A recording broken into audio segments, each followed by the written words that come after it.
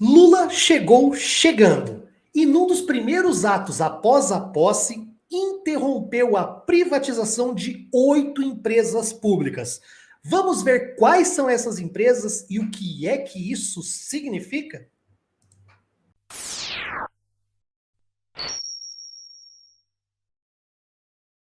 Vamos começar vendo o momento da assinatura lá.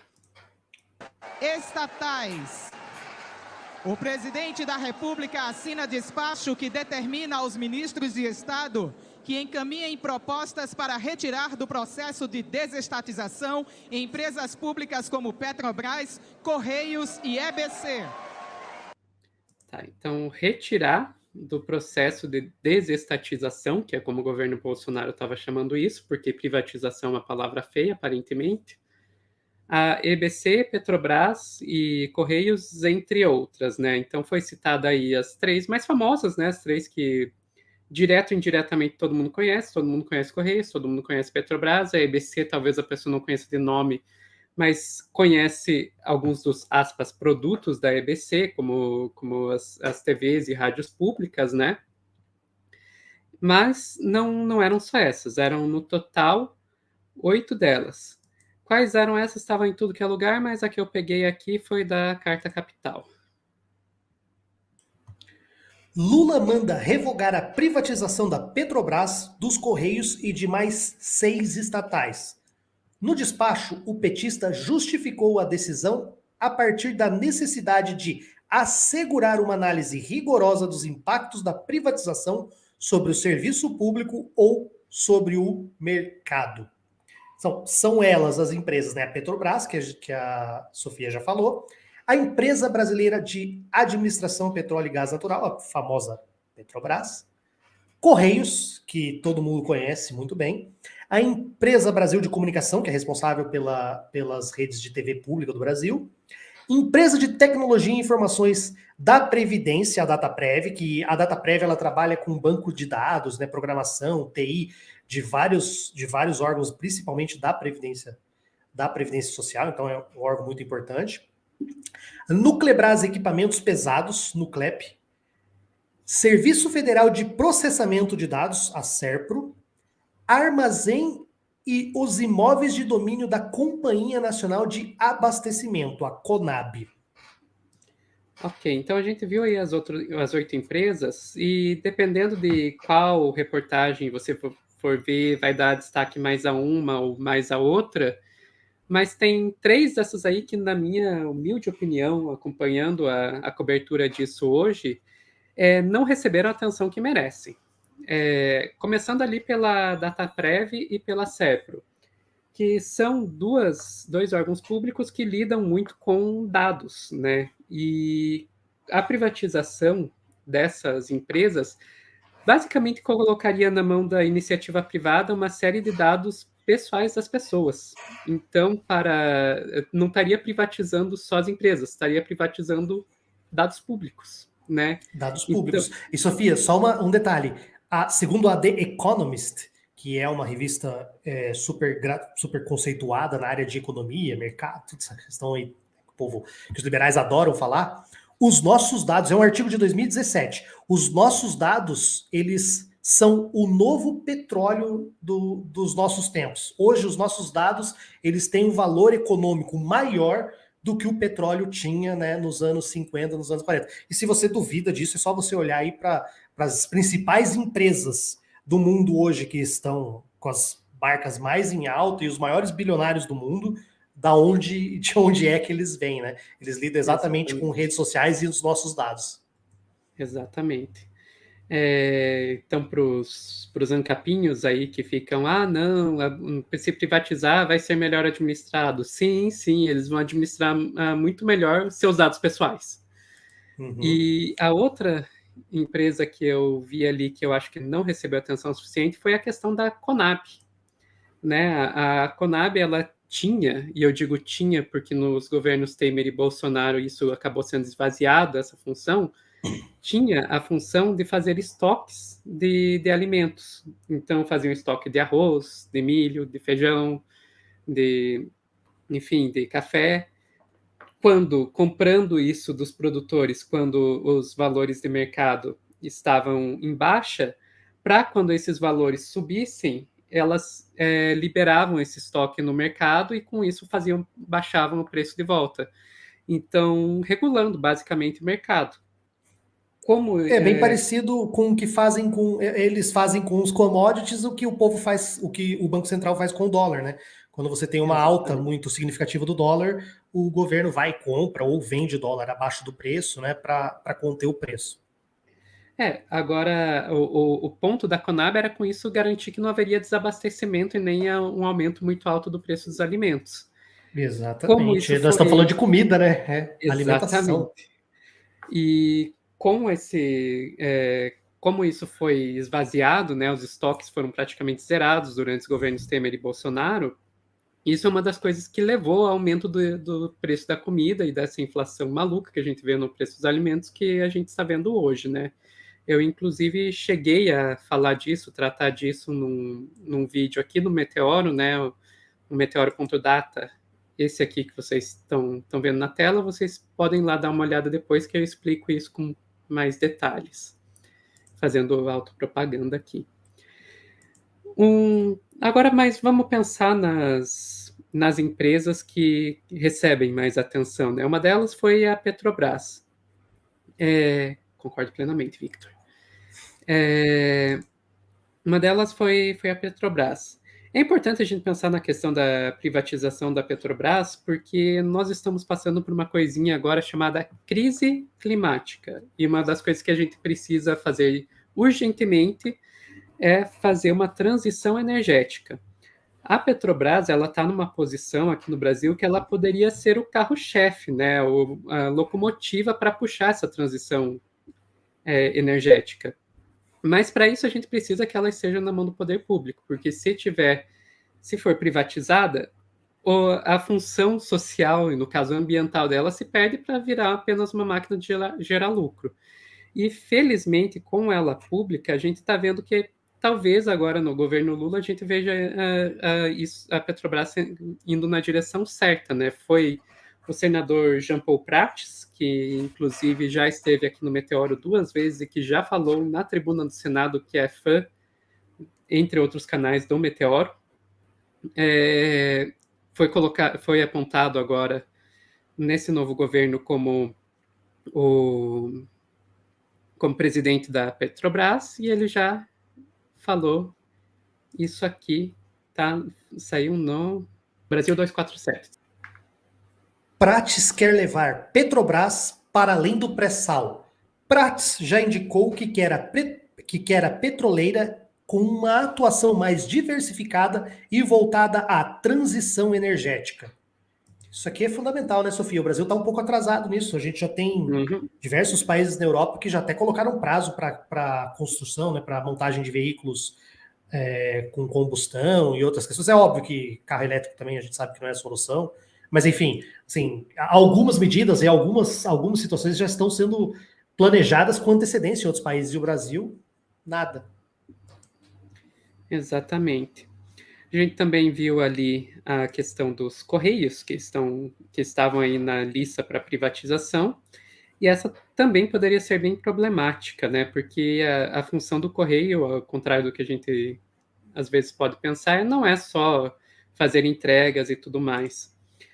Vou trazer aqui uma reportagem que eu li bastante tempo atrás, é de 2019, mas eu estava esperando o momento de poder trazer ela aqui no Meteoro, que fala dessas outras funções do Correio. Então, carta capital. Privatizar os Correios é leiloar uma parte da cidadania dos mais pobres. Pode até soar banal, mas o endereço é uma pauta de luta e esperança de milhares de brasileiros até hoje. E o CEP desempenha um papel muito importante nesse processo, pois é um indicativo muito significativo de regularidade da moradia, mesmo que, na verdade, esse código diga respeito à regularidade do logradouro, rua, avenida, travessa, quadra, entre outros. Junto ao poder municipal, uma vez que os Correios só atribuem a logradouros reconhecidos oficialmente, ou seja, nomeados por lei municipal. Mais que regularidade da moradia, o CEP está estreitamente ligado ao exercício da cidadania, já que normalmente é solicitado juntamente com um documento de identidade para quase tudo no Brasil. Eu recomendo fortemente a leitura completa dessa reportagem, que basicamente o que ela vai deixar bem claro é que a gente precisa de comprovante de endereço para quase tudo. E um comprovante de endereço é muito difícil quando você não tem um CEP, quando você não tem reconhecido a existência do seu endereço, do seu lugar de moradia.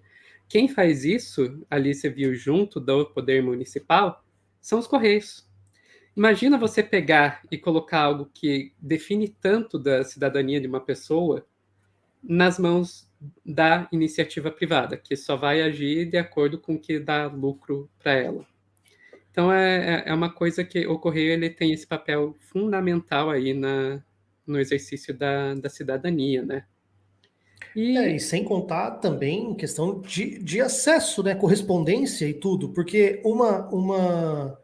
um grande mito ou um grande erro que as pessoas têm quando elas falam do correio, achando que existe uma espécie de monopólio, que só o correio pode fazer a questão das entregas, isso não é verdade. Entrega, frete, sabe? Quando você está comprando alguma coisa no Mercado Livre, no exterior, essas coisas assim, você tem a opção de usar o Sedex, você tem a opção de usar o correio, mas você tem a opção de usar milhares de outras empresas que fazem esse transporte também.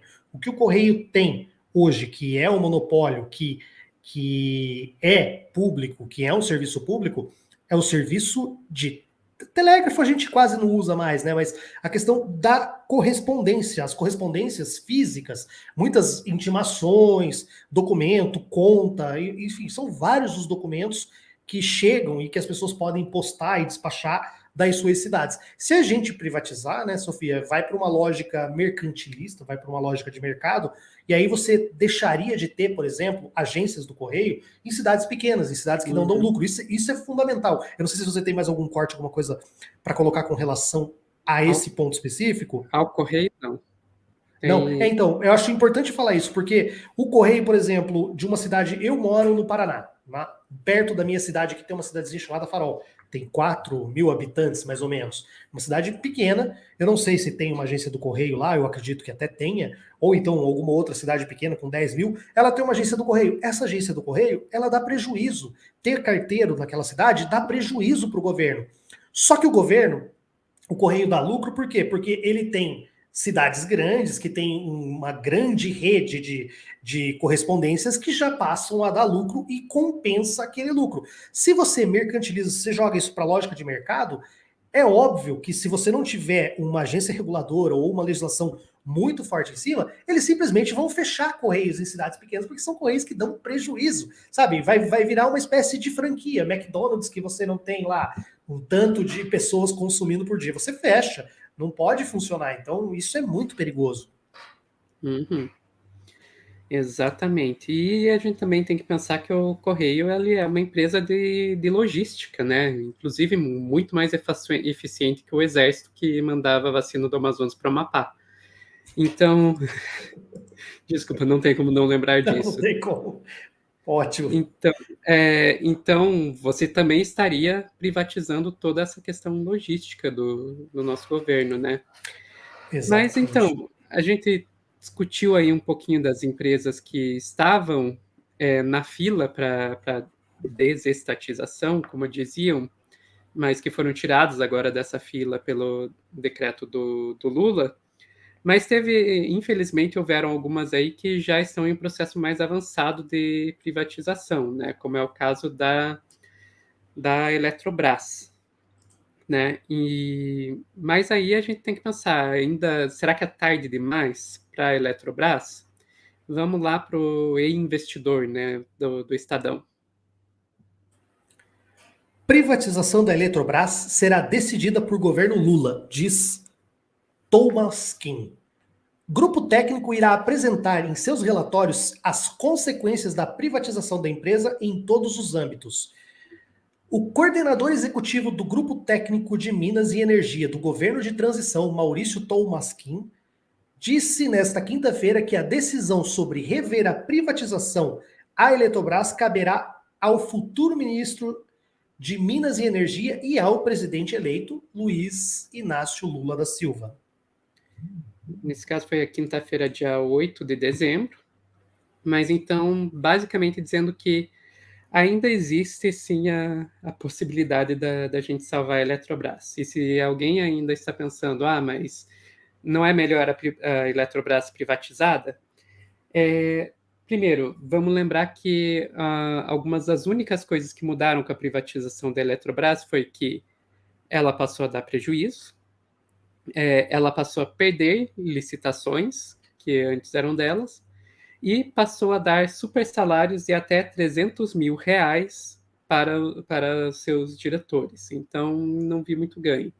E vamos lembrar que a Eletrobras, enquanto ainda era pública, ela chegou a salvar empresas privadas do ramo. Eu estou me referindo aqui ao apagão do Amapá, que ocorreu lá em 2020, na qual 800 mil pessoas ficaram sem luz por 22 dias.